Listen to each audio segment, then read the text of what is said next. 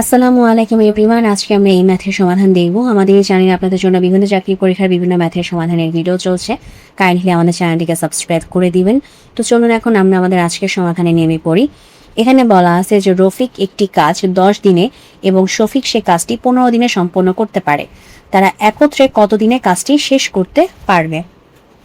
তো এই ধরনের ম্যাথ করার ক্ষেত্রে আমাদের একটা সূত্র আছে, খুবই শর্টকাট সূত্র।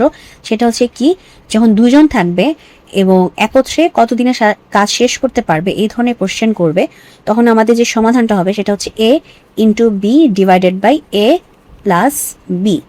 ঠিক আছে?